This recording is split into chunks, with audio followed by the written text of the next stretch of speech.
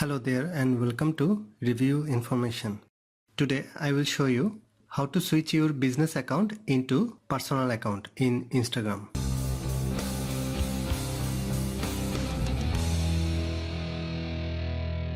Go to the Instagram app from your apps list.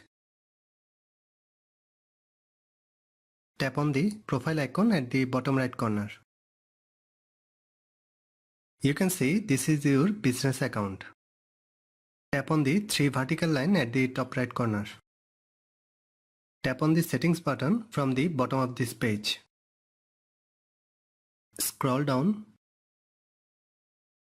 Find the option Switch back to personal account. Tap on this. A confirmation message will pop up.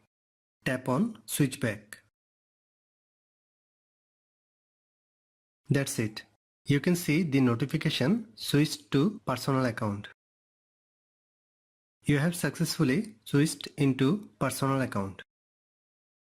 Thanks for watching. Hope you guys enjoyed my video. Please subscribe my channel for more videos. Goodbye.